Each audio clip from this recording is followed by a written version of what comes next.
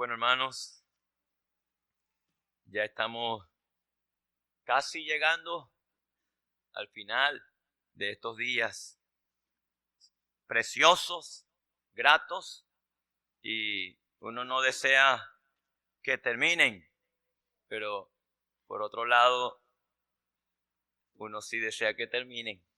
Caso mío, con la angustia de cada noche, y uno dice, bueno, gracias al Señor que estamos llegando al final. Pero, hermanos, vamos a continuar con la ayuda del Señor leyendo en la primera epístola a los Tesalonicenses, capítulo 4, versículo 4. Por lo demás, hermanos, os rogamos y exhortamos en el Señor Jesús, que de la manera que aprendisteis de nosotros, cómo os conviene conduciros y agradar a Dios, así abundéis más y más. Porque ya sabéis qué instrucciones os dimos por el Señor Jesús.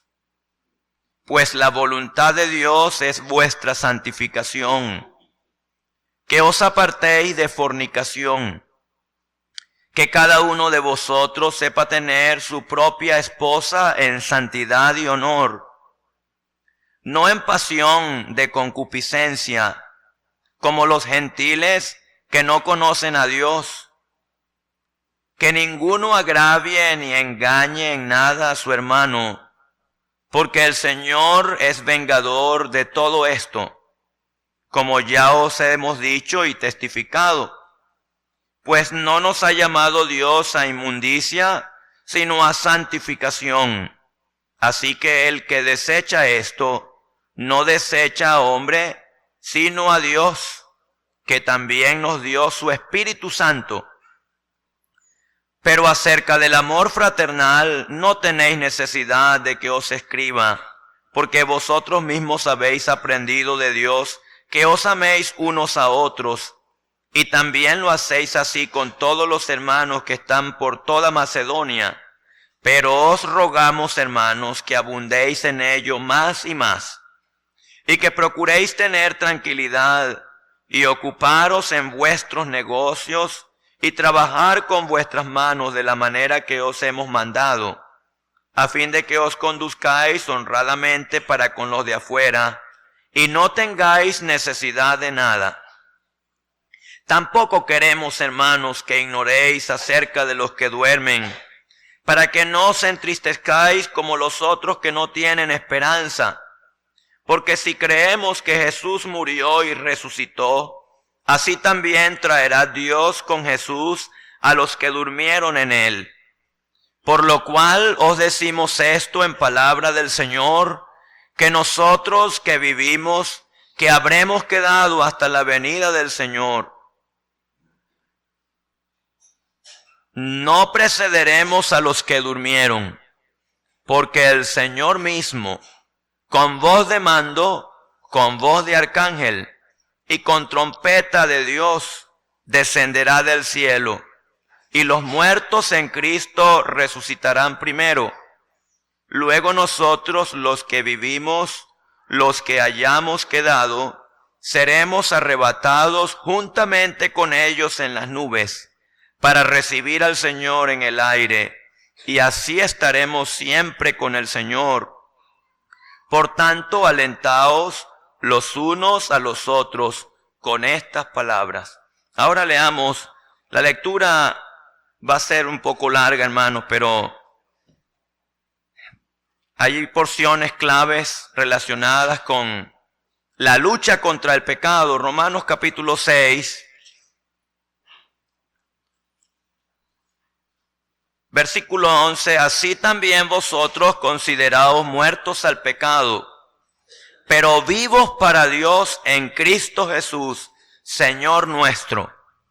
No reine pues el pecado en vuestro cuerpo mortal, de modo que lo obedezcáis en sus concupiscencias. Esta expresión es un deseo irresistible. Ni tampoco presentéis vuestros miembros al pecado como instrumentos de iniquidad, sino presentaos vosotros mismos a Dios como vivos de entre los muertos, y vuestros miembros a Dios como instrumentos de justicia. Porque el pecado no se enseñoreará de vosotros, pues no estáis bajo la ley. Versículo 15, ¿qué pues? ¿Pecaremos porque no estamos bajo la ley, sino bajo la gracia? En ninguna manera. ¿No sabéis que si os sometéis a alguien como esclavos para obedecerle, sois esclavos de aquel a quien obedecéis, sea del pecado para muerte o sea de la obediencia para justicia? Y aquí hay una expresión que quisiera resaltar, pero gracias a Dios, que aunque erais esclavos del pecado, habéis obedecido de corazón a aquella forma de doctrina a la cual fuisteis entregados. Versículo 20, porque cuando erais esclavos del pecado, erais libres acerca de la justicia. Pero ¿qué fruto teníais de aquellas cosas de las cuales ahora os avergonzáis? Porque el fin de ellas es muerte. Mas ahora que habéis sido libertados del pecado y hechos siervos de Dios, tenéis por vuestro fruto la santificación y como fin la vida eterna. Capítulo 7, versículo 24. Miserable de mí, ¿quién me librará de este cuerpo de muerte?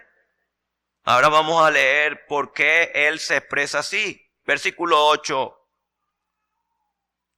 Mas el pecado, tomando ocasión por el mandamiento, produjo en mí toda codicia, porque sin ley el pecado está muerto.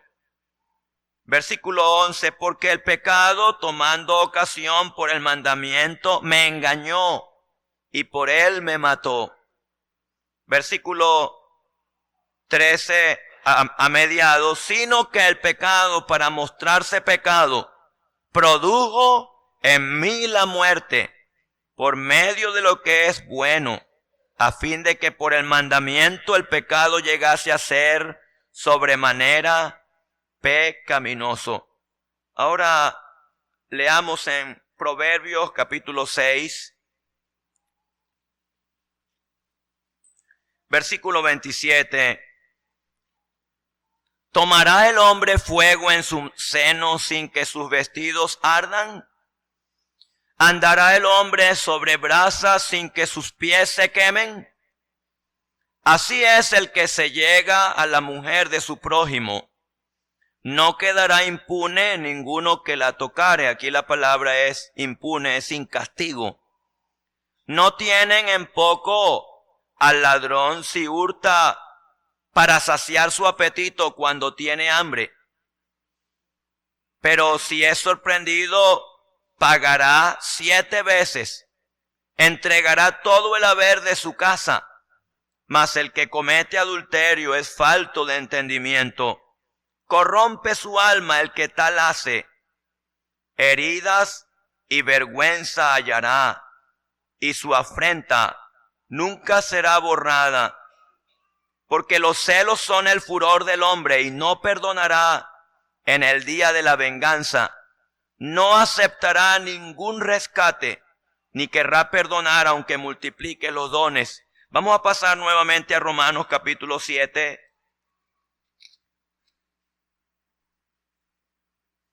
Versículo 24 nuevamente. Miserable de mí, ¿quién me librará de este cuerpo de muerte?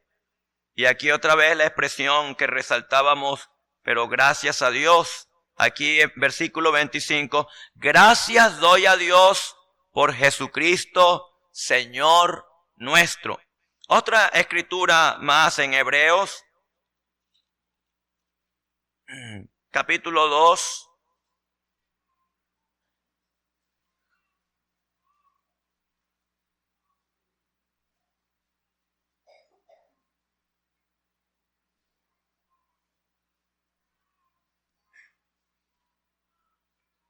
Versículo 16, porque ciertamente no socorrió a los ángeles, sino que socorrió a la descendencia de Abraham. Versículo 18, pues en cuanto él mismo padeció siendo tentado, es poderoso para socorrer a los que son tentados. Capítulo 12 de la misma carta a los Hebreos.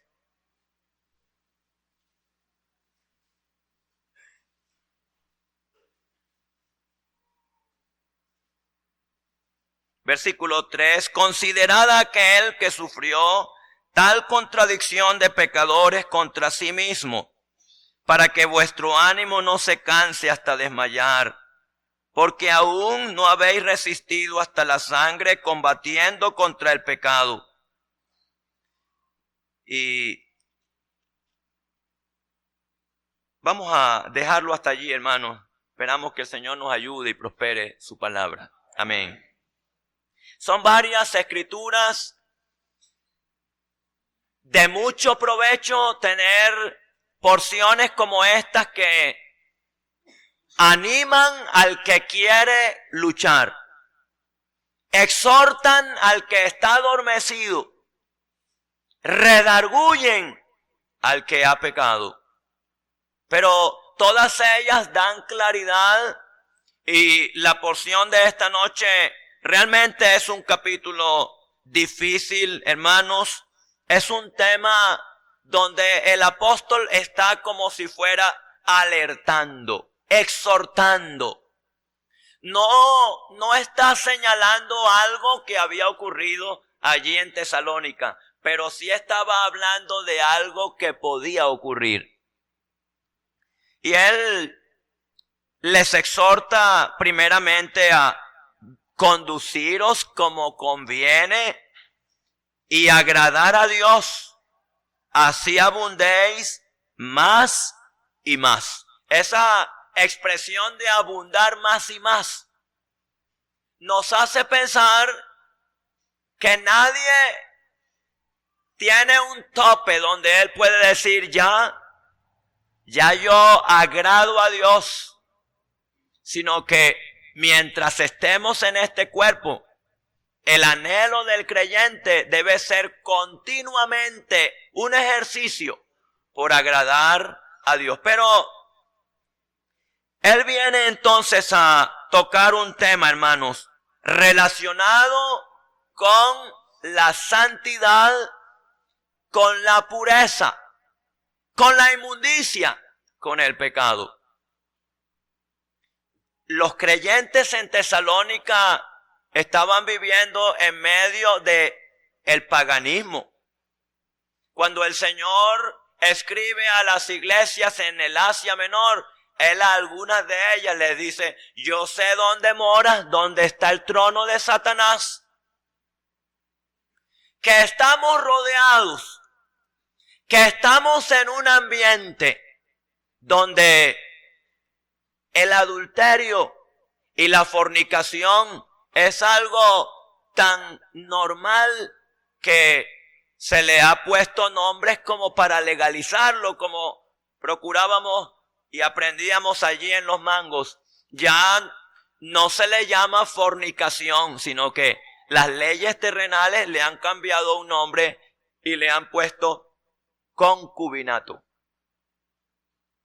Y el que roba en la empresa no se le dice ladrón, sino que los familiares dicen: no, él se ayuda, él lleva algunas cosas de la empresa y él se ayuda, como cambiando, como minimizando el efecto de aquello, pero es un ladrón.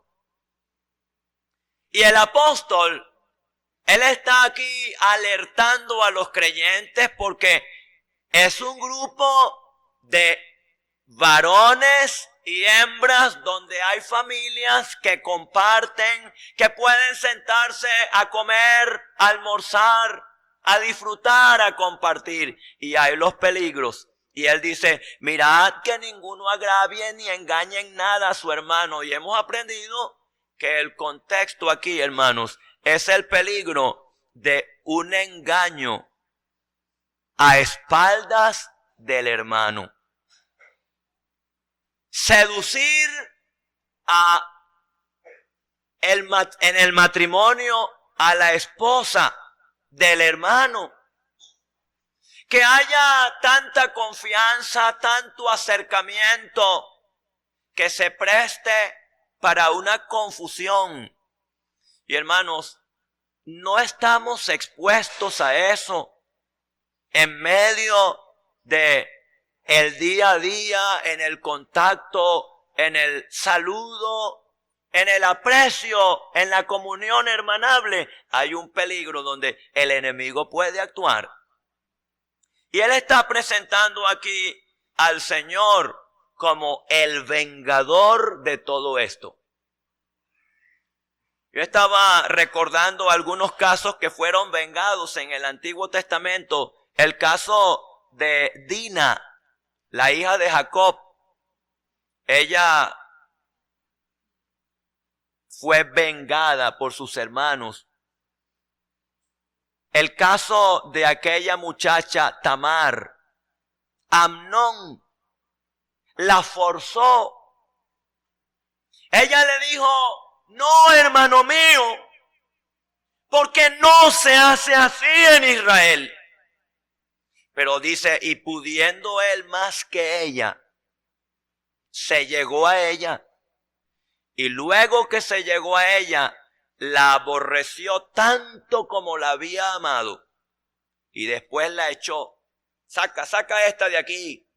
Y ella tenía un vestido hermoso de colores que usaban las vírgenes. Ella salió y echó ceniza sobre su cabeza y se fue gritando. Y hermanos, los efectos del pecado en la vida de un creyente no están reinando en ese cuerpo, porque ya nosotros hemos muerto al pecado en el momento que creímos, pero nosotros podemos abrir las puertas al pecado de tal manera que el pecado comienza como a reinar en nuestro cuerpo mortal. ¿Eso puede ocurrir en un creyente? Bueno, después que uno es salvo, el Espíritu Santo que está morando en ese creyente le preserva como la sal para que no peque. Pero puede pecar, porque se abre la puerta al poder del pecado en mi vida. Y quisiera mencionar algunos puntos en cuanto a esto en la carta a los Romanos, porque a mí me ha ayudado mucho, hermanos.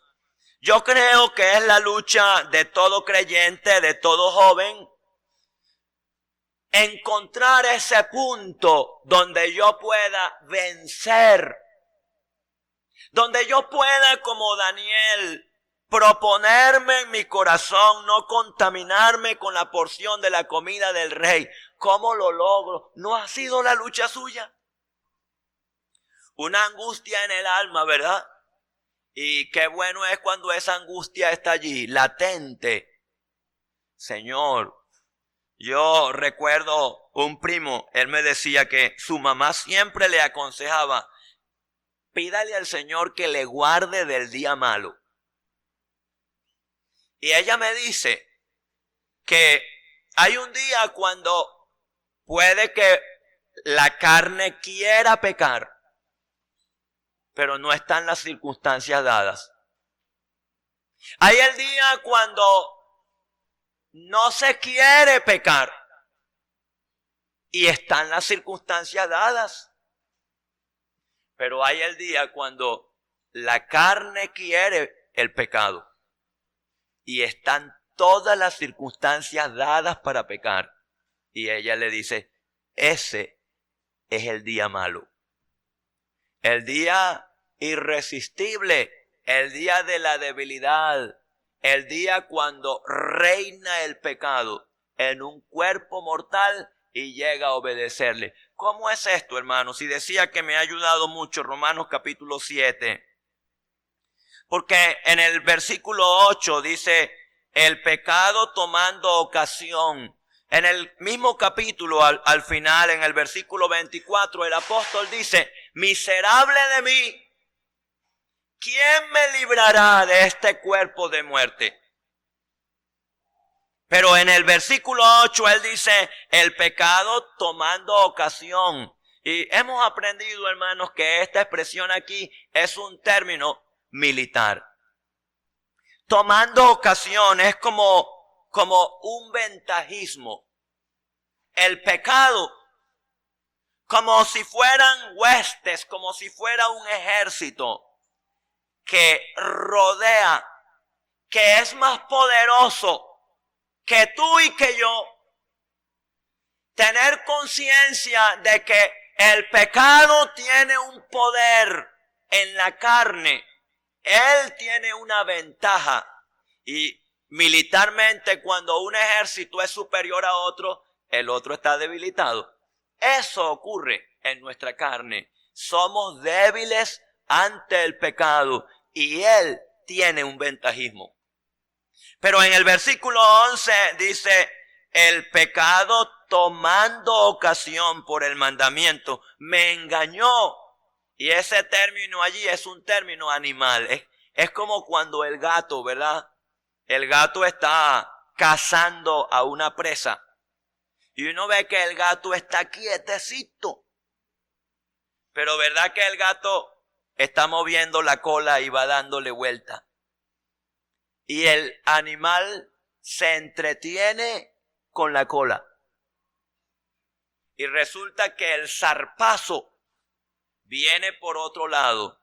Y aquí está una de las estrategias del pecado como un animal astuto que puede engañar, que puede hacernos creer que yo puedo.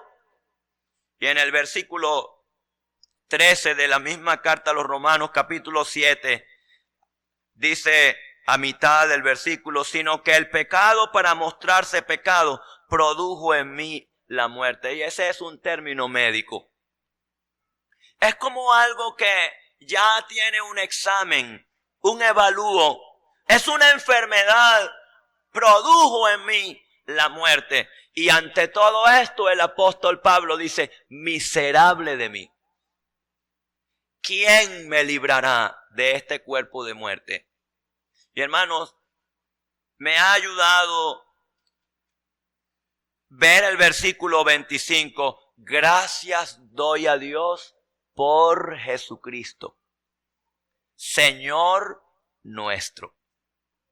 Y hermanos, es imposible que un creyente se proponga, yo hoy voy a ser fuerte. Que salga a la calle y él diga, yo hoy lo voy a lograr. Pasar el día sin fallar, sin ofender al Señor de manera consciente. No es por proponerse solamente. Muchas veces uno toma porciones como Daniel se propuso en su corazón no contaminarse, pero hermanos, el apóstol Pablo está aquí apuntando a gracias doy a Dios. Es que hay un recurso en la vida nuestra que si ese recurso está como si fuera a un lado, ni que yo me proponga como me proponga. Y entonces, hermanos, encontramos que el secreto está en cómo está mi relación con Dios. ¿Cómo está el Espíritu Santo? ¿Qué libertad tiene en mi vida?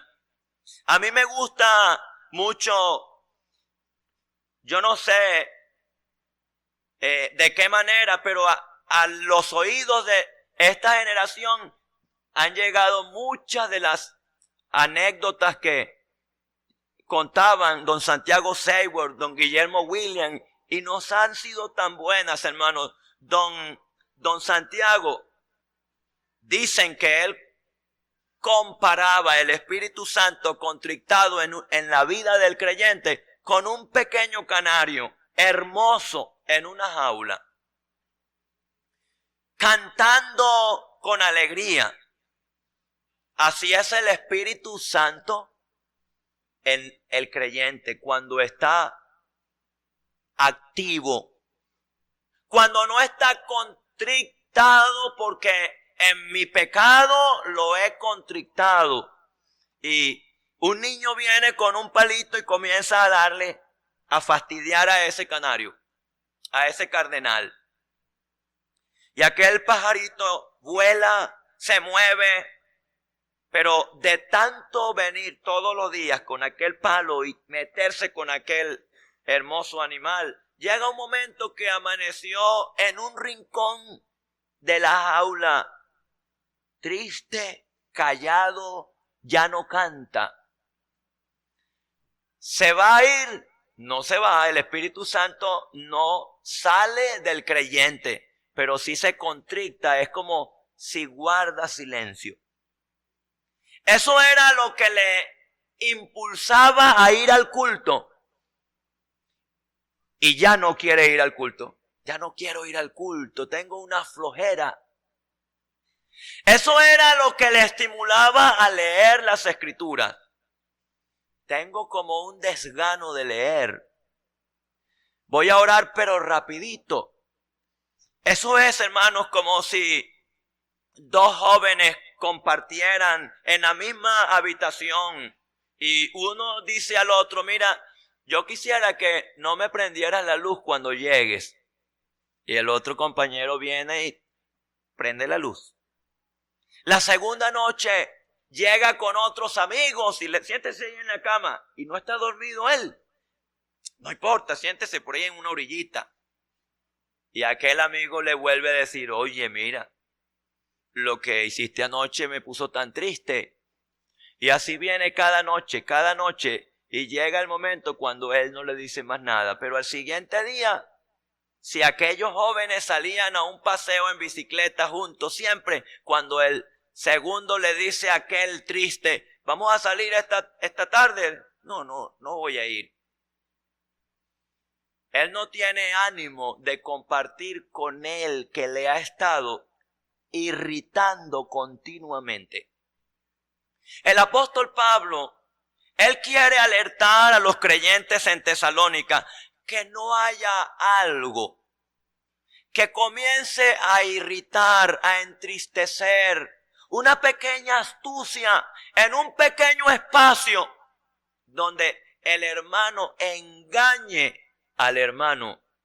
Y entonces él dice, el Señor es vengador de todo esto. Ahora, hermanos, el consuelo para el creyente, el recurso, el apóstol Pablo dice, gracias doy a Dios por Jesucristo su Hijo. Uno de los hermanos oraba, Señor, ¿a quién iremos? Y el apóstol a los hebreos, él dice, ¿aún no habéis resistido hasta la sangre luchando contra el pecado?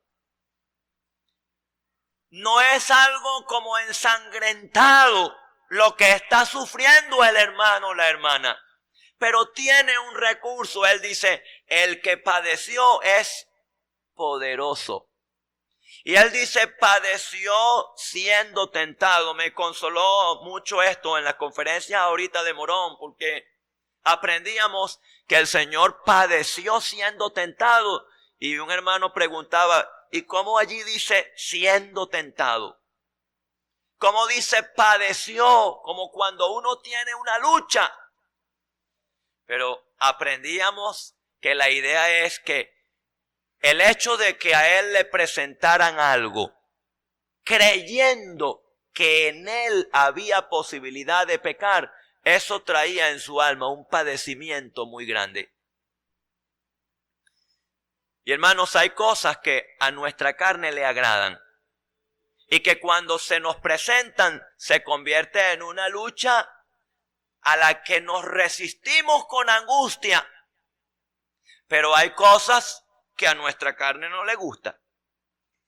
Y cuando nos las presenta el enemigo, nos causa un padecimiento, una tristeza. ¿Cómo es posible que ese señor crea que a mí me atrae una botella de licor? No me atrae. En el caso de los que nunca bebimos ni probamos el licor. Bueno, yo lo probé cuando era niño porque me empeñé con un tío que me diera malta.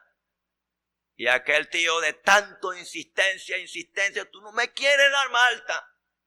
Bueno, pruebe pues para que vea que no es Malta. Y qué cosa tan desagradable. Con más razón para aborrecer, pero es una debilidad para otros. Pero el Señor padecía porque nada de aquello haría jamás que su carne respondiera al pecado, porque Él es sin pecado, pero padeció. Él puede socorrer a los que con angustia vienen a Él. Señor, yo no puedo. Yo oía de una hermana, ella estaba siendo atraída por el esposo de una hermana, en silencio, en las luchas secretas de su corazón. Nadie lo sabía, pero ella se postró con llanto, con lágrimas, y le dijo al Señor: Señor, no me levanto de aquí hasta que no arranques de mi corazón este sentir tan diabólico, tan malo, que me aleja de ti. Y encontró socorro. Y ahí está uno que puede socorrer. Judas dice que Él es poderoso para guardaros sin caída. Y me llama la atención, hermano, estos dos aspectos de Él. En el sentido de su justicia, Él es vengador y Él juzga a los fornicarios. Pero en el sentido de la provisión de Dios, Él guarda sin caída. Y Él es poderoso para socorrer a los que son tentados. Entonces, hermano, no luche yo solo, proponiéndome que hoy sí, yo debo buscar en mi relación con Él que todo esté bien. Señor, ayúdame a sentir el gozo de que mi comunión contigo no hay nada que esté estorbando. Y allí el Espíritu Santo va a obrar en esa vida para guardar de ese que tiene un ventajismo, de eso que como un animal astuto puede engañar, y de eso que produce como una enfermedad la muerte. Pero el escritor, el apóstol entonces a los tesalonicenses, él les habla de la necesidad de trabajar y tener tranquilidad y ocupados en vuestros negocios. Ahora, hermanos, aprendíamos también en las conferencias del MENE que habían algunos creyentes en Tesalónica que, como habían recibido una mala doctrina de que la tribulación por la que ellos se estaban pasando era porque ya el Señor había llevado a su pueblo al cielo, porque ellos estaban viviendo en la gran tribulación. Bueno, ¿y entonces qué pasó? O sea que esto es la gran tribulación. Ellos estaban entonces creyendo que ya la venida del Señor para reinar, ya eso estaba cerca. ¿Y para qué trabajar? Ya vamos a ocuparnos de otras cosas espirituales, quizás con buena intención, porque ya la venida del Señor está cerquita. Y aprendíamos que uno no puede, como si fuera tomar la causa de que como yo estoy haciendo algo para el Señor, yo no trabajo. Yo me estoy dedicando a tiempo completo porque siento que ya el Señor viene. Y en un sentido, como la sanguijuela, dice Proverbio, es como si pide, demanda y necesita ayuda de todos lados porque no está trabajando. Y hermanos, cuando expreso esto, lo expreso con sentir porque fue mi angustia, fue mi lucha. Antes de salir a la obra, le confieso, hermanos, que en muchas ocasiones, hermanos con ejercicio se llegaron a acercar para decirme: hermano, tenga, ustedes están trabajando para el Señor les siga ayudando. Y esto me hacía pensar, Yo podría haber pensado, bueno, realmente no necesito un empleo. Aparte de trabajar para el Señor, ya tengo para comprar algo de comida. Pero hermano, siempre tenía la angustia. Número 1, el Señor no llama a un flojo. Y el caso de Gedeón, ahí está Gedeón, ocupado con la cebada. Pero número 2, mis hijos. ¿Qué impresión van a tener mis niños de mí? Yo nunca vi a mi papá con una labor que él tuviese que cumplir un horario, salir, trabajar honradamente, honestamente. Y hermano, el Señor nos ayudó, aunque no había la necesidad de hacerlo, a hacerlo para testimonio a otros. Pero el apóstol entonces, hermanos, termina con el precioso tema de la venida del Señor. Mucho se ha abundado en estos preciosos versículos. Pero, ¿sabe qué me hace pensar esta porción, hermanos? Que en medio de todas aquellas tribulaciones, el apóstol está presentando ahora como si fuera corriendo un velo donde le está mostrando algo donde todo será diferente. Donde el pecado no tendrá entrada. Donde no habrá dolor, angustia, tribulación. Enjugará Dios toda lágrima de los ojos de ellos. ¿Qué momento será ese? Hay momentos que uno lo está anhelando, ¿verdad? Hay momentos que uno está diciendo, Señor, ojalá fuera hoy. Mire, cuando uno no lo está anhelando, uno está triste, uno está como entregado a otra cosa. Pero recuerdo en una ocasión, haciendo mi trabajo de construcción, habíamos hecho un hueco para un subterráneo. Y luego que habíamos hecho todo el encabillado, vaciamos el piso y parte de los arranques para comenzar. No pudimos terminar completo las paredes, pero un enorme palo de agua esa tarde. Y toda la orilla se desbarrancó, que las cabillas todas quedaron enredadas entre el barro. Y comenzamos a trabajar duro. El otro día un hermano me llamó y me dijo, ¿dónde estás? Bueno, mira, tengo barro hasta las rodillas. Estoy tratando de sacar aquí entre las cabillas. Y le conté un poco. El hermano me dijo, ¿será que podemos orar un momentico?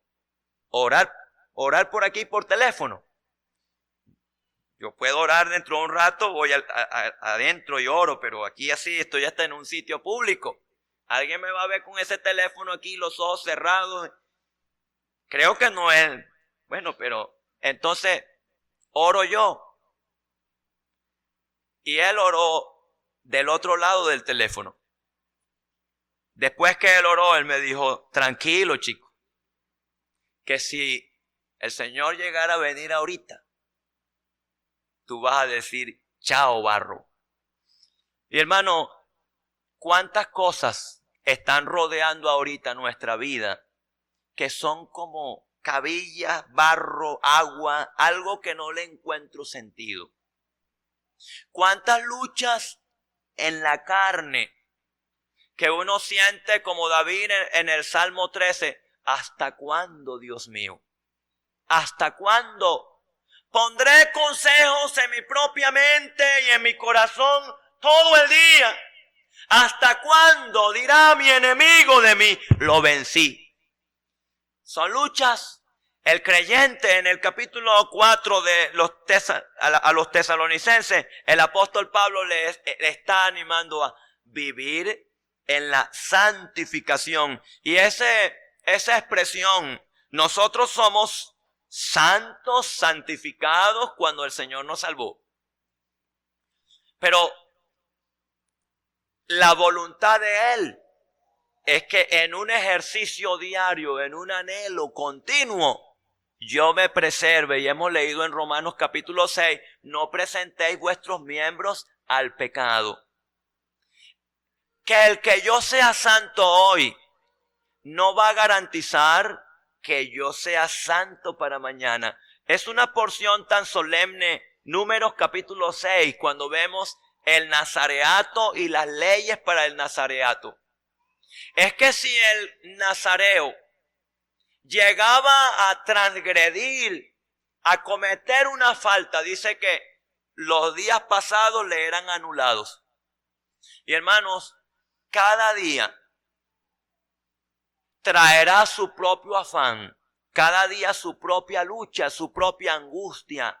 Un poeta escribió: apenas amanece, cuando ya la tentación está. Y hermanos, por delante está ese momento glorioso, con voz de mando.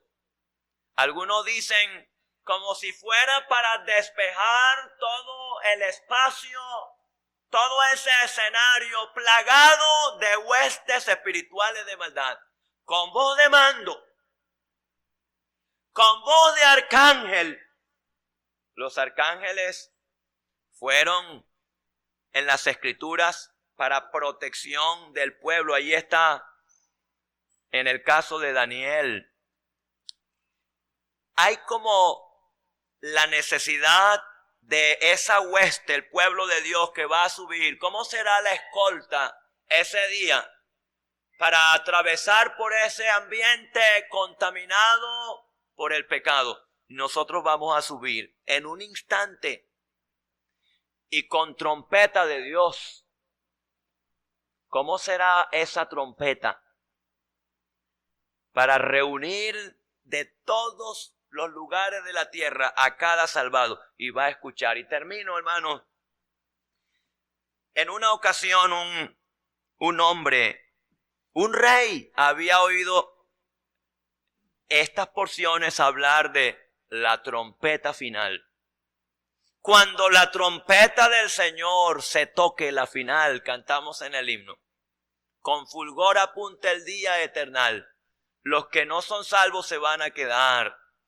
Aquel hombre, aquel rey, quedó golpeado por aquello. Yo no voy a oír esa trompeta. Yo me voy a quedar. Su hermano, que le visitó, le miró tan pensativo y le dijo: caramba, su majestad, hermano mío, ¿qué le pasa al rey? Que tiene ese rostro cabizbajo en medio de tanta realeza y tantas riquezas. Y aquel rey le dijo: es que he oído hablar de una trompeta que va a sonar. El que no esté preparado va a ser condenado a un lago de fuego. Hermano mío, no se diga que el rey de esta esplendorosa ciudad está preocupado por una trompeta que se va a sonar quién sabe cuándo. Pero dicen que era costumbre en aquel reino que cuando alguien cometía un delito, se mandaba a tocar la trompeta frente a la casa del reo de muerte.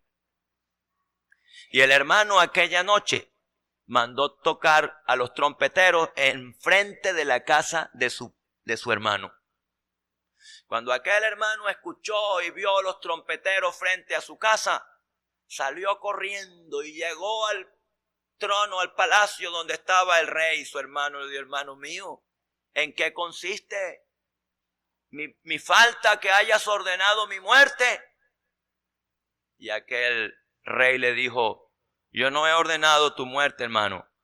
Yo lo que quiero es que tú pienses que si a ti te espantan las trompetas de los hombres, cuánto más a mí la trompeta de Dios, con voz de mando, con voz de arcángel y con trompeta de Dios, descenderá del cielo.